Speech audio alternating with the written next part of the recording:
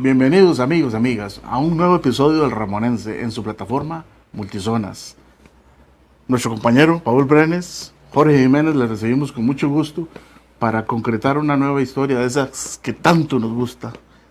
Cada domingo se las hacemos llegar, pero también la pueden ver cada miércoles a las 8 de la noche en Multizonas. Y ya en nuestro canal de YouTube hay alrededor de, ¿cuánto dijimos? Hay unas 30. Unos 30 de los episodios iniciales que se han subido para que ustedes puedan... Es un proceso engorroso, lento. En realidad yo no lo manejo, mi hijo es el que me hace ese... Por eso no puedo hacerlo con la celeridad que quisiera. Cuando él viene, yo le digo, súbeme, y me sube 5, me sube unos cuantos, pero ahí vamos creciendo. Y sí, yo sé que hay gente que lo ve, el canal tiene sus comentarios, muchas personas se apersonan. Igual yo también soy de Moncho, les puedo decir que este es un programa que miles de personas ven cada semana. Estadísticamente se ha notado, ¿verdad? El crecimiento. Sí. No, yo estoy más satisfecho, nosotros estamos muy felices de esta experiencia con ustedes y por los comentarios en la calle, pues yo creo que no hay nada más que le guste a la gente que estar conversando. Ese es el tema que no ha podido borrar la tecnología. Y lo que hacemos nosotros es conversar con ustedes de temas que son de todos, para valga la redundancia.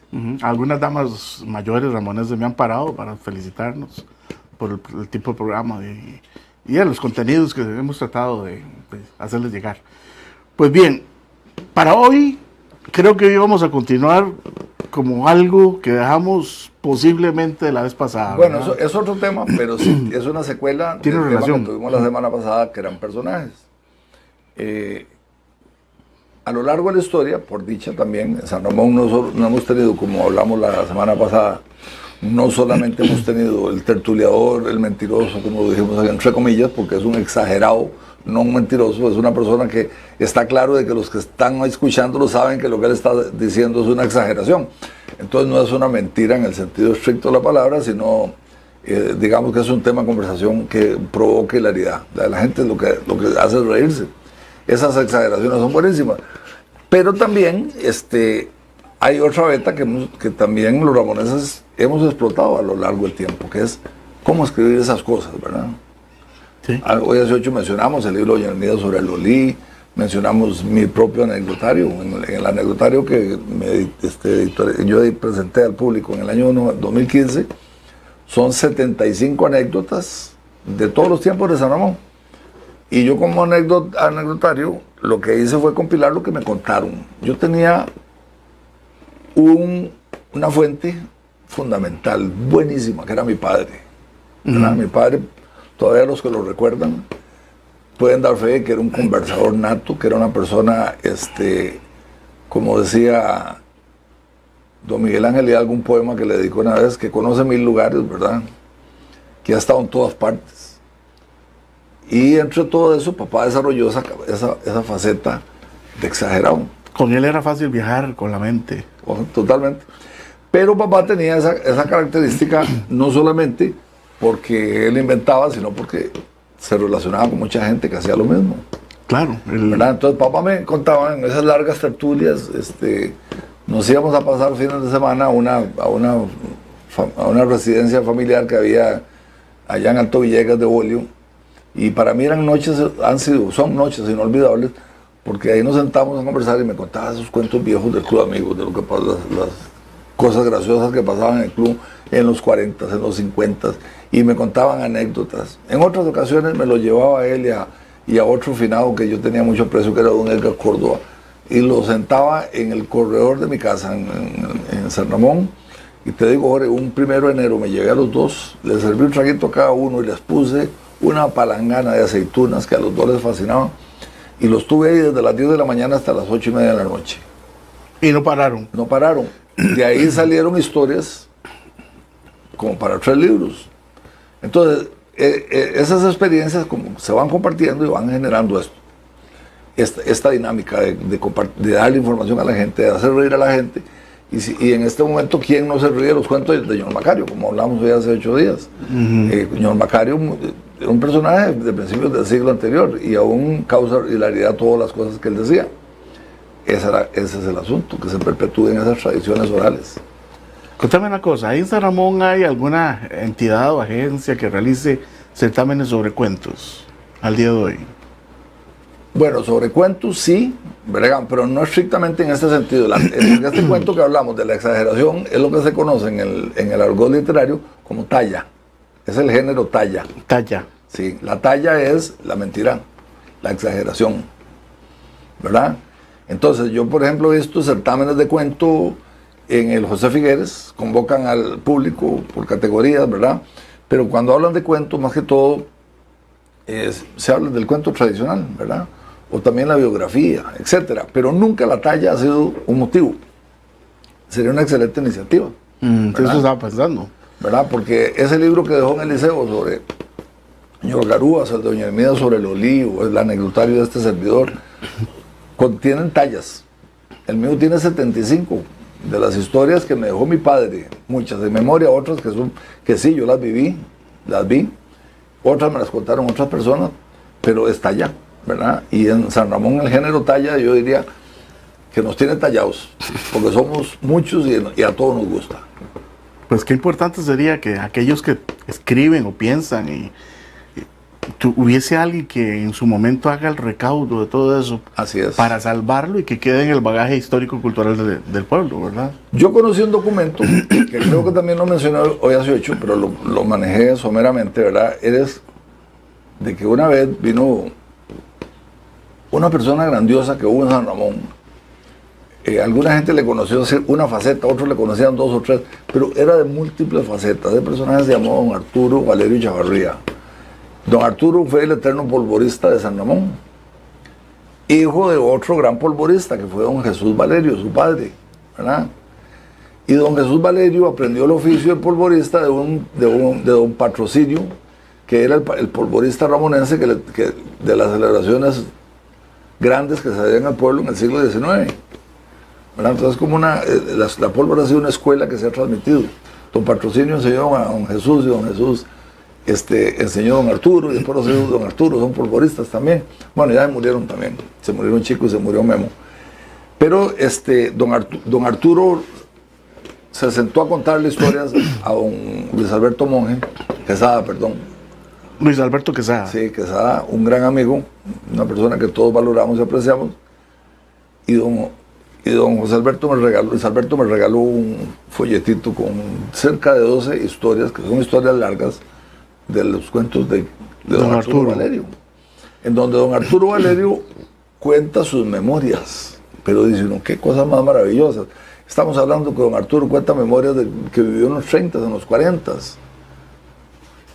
Y entonces se va perpetuando esa información que está ahí en el olvido. Gracias a él está.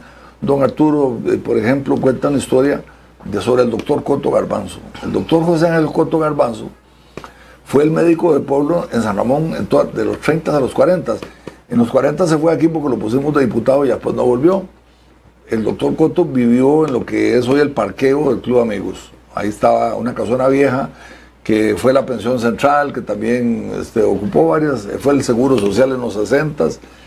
Y ahí era la casa del doctor Coto, una casona vieja, estilo español, con un estanque en el centro, lleno de lirios, grande la casa, muy grande, con un enorme patio. ¿Patio interno? Sí, jardín interno, ahí estaba un estanque en el centro.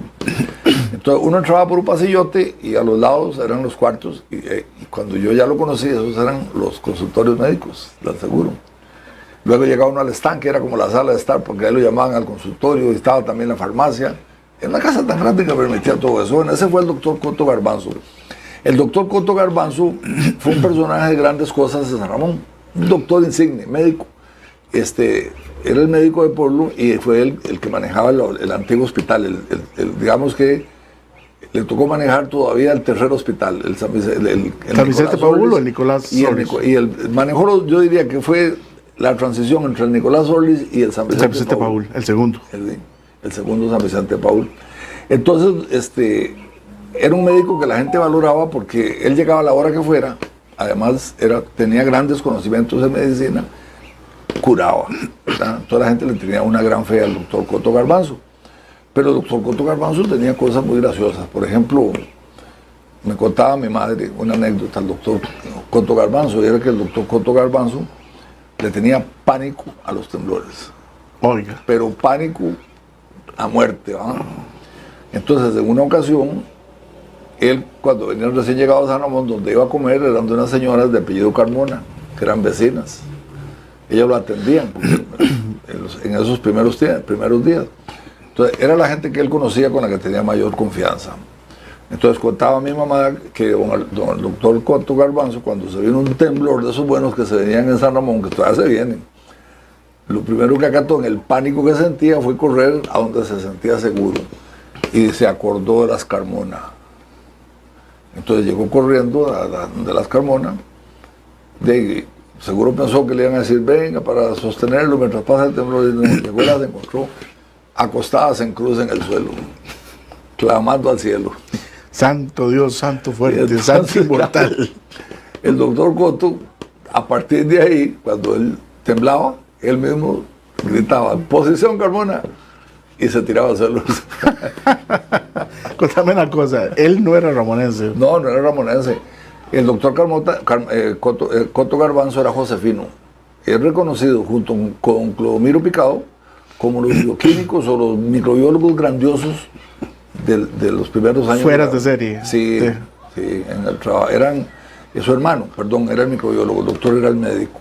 Pero eran profesionales de alto rango. De alto rango, sí. Bueno, pues ese doctor Coto, hay historias lindísimas que don Arturo las conocía. Por ejemplo, don Arturo cuenta cómo es el accidente que tuvo su padre, porque don Arturo, siendo polvorista, ya siguió lo que muchos polvoristas les pasaba, que pierden una mano, pierden un dedo.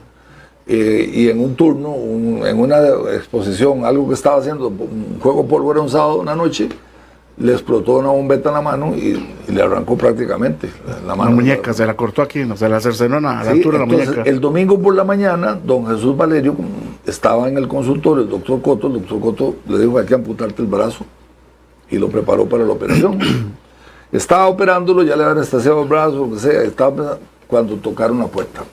Y hay una faceta de don Jesús que hay que recordarla, porque parte de los relatos de don Arturo hablan de los peleadores, ¿verdad? Ese deporte que había de pelear.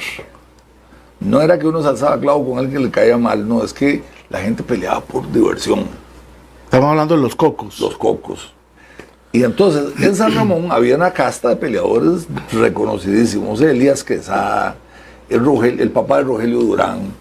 Eran muchos buenos peleadores. Camíbar Estrada, por supuesto. Escuché de Camíbar. Sí. Y por supuesto, el Coco, que era el peleador máximo del pueblo, era conocido como el Coco D. Entonces, el Coco de San Ramón era don Jesús Valerio. El señor que estaban exactamente operando para... Estaba el doctor Coto alistándolo ya, haciéndole el primer corte cuando le tocan la puerta violentamente. Y se asoma y dice, ahí está Arturo Jesús Valerio. Sí, aquí lo tengo, pero no puede salir ahora.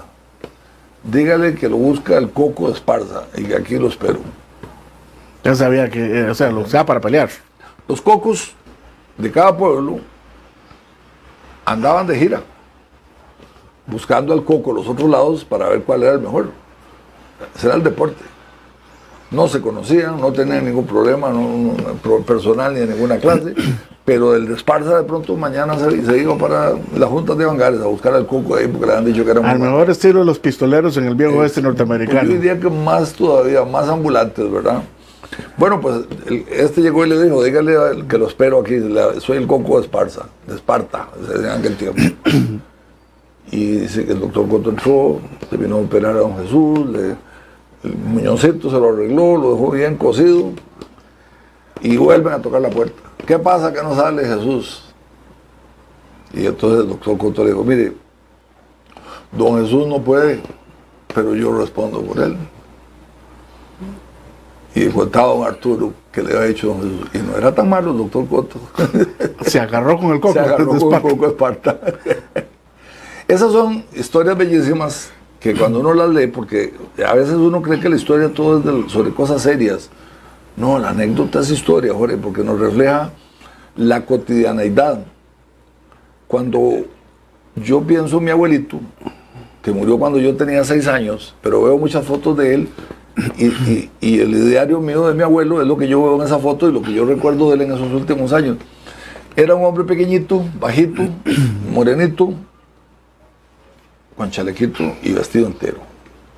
Mi abuelo Víctor Cambronero era pensionado, era un maestro pensionado, que fue maestro desde principios del siglo. Él fue el que enseñó a leer y a escribir a don Eliseo Gamboa, por ejemplo. Don Eliseo lo decía siempre, porque le agradecía mucho a mi abuelo, que fue su maestro en Santiago.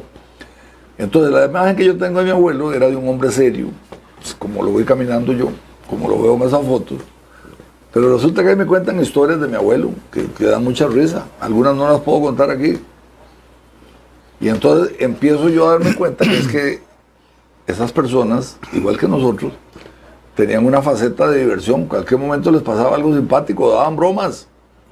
Entonces la anécdota refleja ese momento donde enseñamos a un ramonense o a un ciudadano de aquellas épocas que uno cree que es una persona seria, pero que no, que era una persona como normal, un ser humano corriente, que tenía sus buenos momentos y sus malos momentos, ¿verdad? No sé por qué me vino a la memoria de tu libro Los Perros Guapeados. Fue Neno Cambronero, úrgeme. No, bueno, sí, eso es una anécdota muy buena. Tienen que leerlo.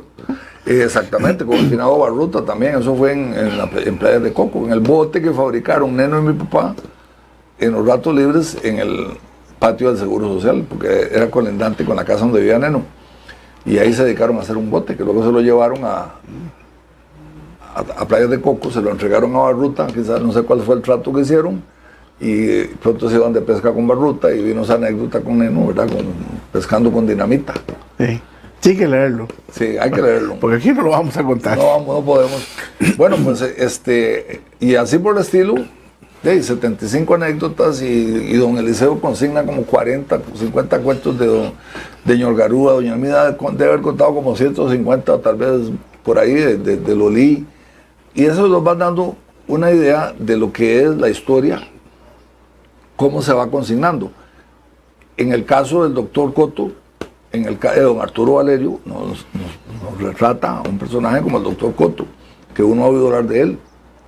Pero leyendo a don Arturo en este pequeño librito que hizo, en esta compilación de anécdotas o historias de don Arturo Valerio, pues resulta que uno ahí conoce al doctor Coto, pero también conoce a doña María Solano. La doña María Solano era la primera dentista que hubo en San Ramón, una empírica, que aprendió de su esposo, que se llamaba Costanzo Venna. Costanzo Venna fue un italiano que llegó a San Ramón a principios del siglo XX, muy a principios, hablemos de 1901-2, y que Costanzo Venna se escribía con doble N, era un profesional en odontología, graduado en Italia, viene a San Ramón, se casa con doña María Solano. Doña María Solano fue cuñada de Lisimaco Chavarría, también fue cuñada de don Walter Cambronero, mi tío, que era casado con Franca Solano, ¿verdad? Doña María Solano. Se casa con Constancio Venna, que por cierto, muy rápido se muere, entonces doña ella se casa con un señor Alfaro, ahorita no recuerdo el nombre, de ahí vienen todos los Alfaro Solano, cardiólogos, personas muy importantes, muy profesionales muy valiosos de Costa Rica, que son ramonenses, y doña María Solano aprendió el oficio de sacar muelas al lado de su esposo, y eso lo sigue haciendo toda la vida. Entonces doña María Solano era famosa porque andaba en una mula por todos los campos de San Ramón sacando muelas. Entonces era la mula doña María Solano, era tan conocida como cuando uno decía ahí viene la cazadora de Sancho, ¿verdad? La mula doña María Solano. La mula doña María Solano. Las sacamuelas. En esa mulita ella se montaba y iba por el campo a sacar muelas, porque en aquellos tiempos la higiene bucal era terrible. No existía, no, ¿verdad? No existía. Entonces la gente perdía las dentaduras, y en ese caso el que sacaba una muela se le quedaba debiendo la vida, porque ya uno se estaba muriendo cuando venía la señora y se la arrancaba, aunque fuera con un alicate. Pero esas son historias que plasma ahí don Arturo, que nos van dejando a nosotros un testimonio de esa cotidianeidad de personas que uno decía, doña María Solano, es que yo conocí a doña Franca, la esposa de mi tío Walter. Doña Franca debe haber muerto como en el 80. Sí, y doña Franca había nacido como en 1898, murió como de 82 años. Y era una persona tan seria, que yo no puedo imaginarme a doña María Solano, que no la conocí, sino es como la imagen que yo tengo de su hermana Franca, ¿verdad? Son los estereotipos que uno forma en la cabeza. se forma. Entonces, pero resulta que no, doña María tenía otra faceta diferente, no se la imagina en una mula por todo lado, recorriendo los lugares sacando muelas. Entonces, esta literatura tiene ese fin y tiene su objetivo. Yo no sé si eso es lo que buscaban, pero al hecho de plasmar una vivencia, nos retrata a una persona, y cuando vos ves el retrato de 2, de 3, de 10, de 20, entonces te vas dando cuenta cómo funcionaba tu pueblo hace 100, hace 80, hace 70, hace 60 años, porque la cotidianidad se refleja ahí. Sí, eso es lo importante de estos géneros. Es como cuando uno lee a Eugenio Rodríguez. Exactamente. Es que uno se imagina cómo era San, o cuando lee uno a Chepe Gamboa en El Hilo de Oro, en esos primeros años de ese San Ramón del decimonónico, me imagino yo, que fue a principios del siglo XX. El Hilo de Oro de Chepe Gamboa, él empieza contándolo cerca de 1902 o 3, porque él habla, por ejemplo, en la escena que él dice, que más ansiaba del día de Semana Santa, era cuando el cura le lavaba los pies a los apóstoles, que los apóstoles eran a su vez los monaguillos, va que ese día los reciclaban. Y entonces él contaba que lo que más le gustaba de eso es que venía el padre Piñeiro y le lavaba los pies y después le regalaban 50 céntimos a cada uno, y esa para él era la fiesta, contaba Chepe en El Hilo de Oro. El padre Piñeiro, recordemos que murió en 1906. Sí. Entonces, esas historias de Chepe Gamboa no cuesta mucho ubicarlas muy a principios del siglo XX. Ahora, volviendo a señor Valerio, estos relatos, decís que fue José Alberto. Don Luis Alberto. Luis Alberto Quesada, el que te los transmite. Él tuvo la paciencia, o como don Arturo frecuentaba mucho el Centro de Cultura Social. Yo me imagino esas conversaciones ahí viendo jugar billar o ajedrez. Claro. Nuevamente la figura del club social, claro, que nos aporta este género de esas mil más, porque las historias que yo plasmo en los perros golpeadores que me contó mi papá, te aseguro que por lo menos el 20% son el club amigos, porque esas madrugadas, que era gente que se quedaba jugando naipes, se quedaba jugando dominó hasta las 5 de la mañana, a las 6 de la mañana, y los relatos fluían. Las anécdotas, las bromas que se daban, las cosas graciosas que sucedían. Entonces, si vos repasas los perros golpeados, entre 20 y 25 deben ser en el club amigos, si no más. ¿Verdad? Bueno, y lo mismo de eso que te digo, don Arturo Valerio, posiblemente sentado con don Luis Alberto Quesada, que eran fiebres del club. Ahora, don Luis Alberto eso fue un folleto, decís. Él lo escribió. Una mecanografía, sí, pero eso no se ha publicado, por decirlo así. No, algunos afortunados, yo no sé cuántos. Sé que lo tengo yo, sé que lo tiene Fernando González, bueno, y no sé de nadie más, tal vez José David Rodríguez lo tenía. Eso es trabajo pendiente, sí. Entonces. Yo creo que él se lo dio a José David nos dio copia a Fernando y a mí, ¿verdad? Pero sí, nosotros en algún momento publicamos algunas de esas anécdotas, cuando tuvimos la experiencia del suplemento del Ramonense, ¿verdad? Un nombre que le ponemos cada vez que podamos, en el periódico El Occidente, ¿verdad? Que fue una experiencia que tuvimos ahí como de 10 años también, de mes a mes, y ahí publicamos varias de estas historias, porque valen la pena. Hay que hacer esa antología, entonces, sí. Ese recaudo. Por entonces lo que estamos hablando acá es que esas vivencias, si uno está metido en una historia, no basta con encontrar el documento, no basta con irse a una fuente exacta. O el dato oficial, no es suficiente. Que son muy importantes, son fundamentales, pero ¿qué tal cuando uno, porque vamos a poner este ejemplo, yo subo muchas fotos en Yo También Soy de Moncho cada domingo, y a veces hay gente que a veces hay hasta que borrar comentarios porque pueden herir susceptibilidades. Dice, mira, están bravos en una fotografía. Entonces digo, yo no voy a borrar este comentario porque alguna persona se puede sentir ofendido de que esos que están ahí son sus papás, ¿verdad? Y no estaban bravos. Hace poco tuve la experiencia de alguien que puso, estaban muy bravos, y el señor, me disgusta su comentario porque mi abuelita cuando esa foto estaba sufriendo un cáncer y la tuvieron que asentar. Bueno, entonces la persona que hizo el comentario entiende que eso no debe decirse a veces, y yo como responsable yo digo, no, estos comentarios, antes de que pase algo mejor los borro porque no son necesarios, ¿verdad? Entonces, esas son las cosas que uno va entendiendo, ¿verdad? cuando uno está viviendo la historia de otro. La fotografía tiene esa característica. En las fotos de Gómez Miralles, usted ve a la gente así, serio, uno con bastón en el suelo, un chiquito, así viendo hacia la cámara. Y pero ¿qué era lo que pasaba, Jorge? Que las fotos de Gómez Miralles usaba una tecnología de la época tan buena, que las fotos quedaban sin pixelaje, eran perfectas. Usted puede coger un negativo de Gómez Miralles del teléfono de un celular y plasmarlo en todo el tamaño de esta pared y la foto le queda. Y no pierde resolución. No. Porque las placas, la foto se imprimía, el negativo era un vidrio. Eran en placas, correcto. ¿Cuánto duraba ese vidrio para lograr ser impreso? Minutos. Duraba cerca de 10 minutos. Entonces, todas esas personas que estaban en la foto tenían que estar rígidas, porque a veces uno ve una foto y ve un chiquito que está ahí agachado y la cara se ve así, porque el chiquito seguramente hizo este movimiento. Casi era como hacían las famosas fotos de los espíritus, de los fantasmas, ¿sabías? Bueno, eso es lo que pasa, Jorge. Entonces, puede ser que todos los que veamos fotos, que hayamos visto fotos, hasta el momento creemos que la gente era muy seria. Pero hay razones para explicar esa seriedad.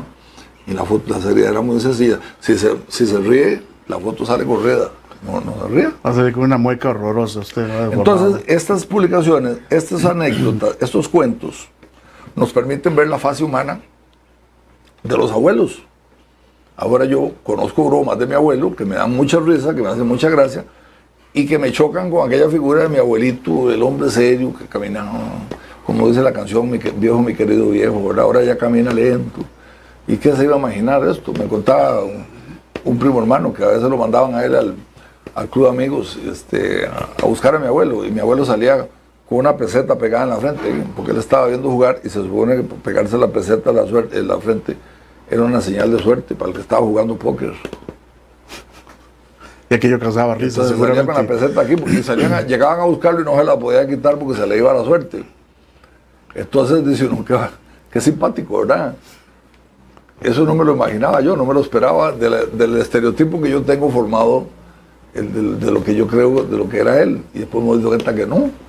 Entonces, qué importante es para poder ubicar la historia, es conocer el contexto real en que se daba. De cómo era la gente. Bueno, sí, no todos eran serios, no todos eran serruchapizos, no todos eran dictadores, no todos eran amargados, había de todo. Y entonces uno tiene una mejor herramienta para valorar lo que pasaba en un momento determinado. Claro. Bueno, muy interesante todos esos detalles que la mayor parte de la gente ni tan siquiera los piensa, ¿verdad? Así es. Yo cuando veo una foto vieja, porque ya uno se entrena, digamos, yo me fijo una foto y me digo yo, esta foto es tal fecha. Y yo le digo, no es de tal fecha, porque mire, ahí se ve, eso que se ve atrás, allá muy borroso, es el Cine Azul, por decirte algo. Entonces, esta foto no puede ser anterior a 1935, ya uno tiene ahí una referencia. Y así, cuando uno escudriña unas fotos, ve más allá de las caras de las personas que están en primer plano, uno descubre muchos hechos relevantes, ¿verdad? Hace poco me pasaron una fotografía que me dijeron, vea qué interesante esta foto del cerro, no, desde la iglesia de San Ramón Tomás del Cerro. Y inmediatamente yo le respondí, no, esto no puede ser desde el cerro, esta foto es tomada desde el cementerio. Porque se ve la iglesia y se ven unas pendientes a la inversa, que no se ven jamás en el cerro. Digo, esta foto es tomada desde otro ángulo. Entonces, por eso es importante siempre, para entender la historia, ubicarnos y tratar de fabricar ese contexto, entenderlo, vivirlo. Qué complicado, ¿va? Uno quisiera hacer un viaje en el pasado y ver cómo eran las cosas antes, pero uno puede tener una señal, puede tener una idea. Bueno, Y así, Jorge, le recomendamos esto a todos los amigos. Hay historias, libros de literatura romanense que lo maravillan a uno cuando los lee, y sobre todo porque le dan ese contexto. No hay historia que uno no saboree más que cuando uno está leyendo un libro, que es lo que la gente dice, que lo transporta en el tiempo y lo para ahí en el lugar donde se cuenta el cuento, lo vuelven a uno parte del cuento. Eso es básicamente lo que estamos hablando hoy, ¿verdad? Chepe Gamboa con El hilo de oro. las memorias de Chepe Gamboa, porque recordemos que el Hilo de Oro se compone de dos partes. Las memorias propiamente, que es la vida de Chepe Gamboa, su infancia en San Ramón, y luego el Hilo de Oro, que es sus vivencias como minero, cuando se fue a los 15 años, lo mandaron a las minas de Avangares, se lo llevó su padre a trabajar allá, y ese es el material más importante que hay en el tema de la minería, la explotación minera en Avangares. Muy diferente a las memorias de ese San Ramón de principios del siglo XX, que uno saborea leyendo esas historias del padre, cuando al padre Piñero le robaron la caja fuerte, la historia de Semana Santa, cómo era que él iba a traer las hojas para hacer los tamales mudos, los tamales de Navidad.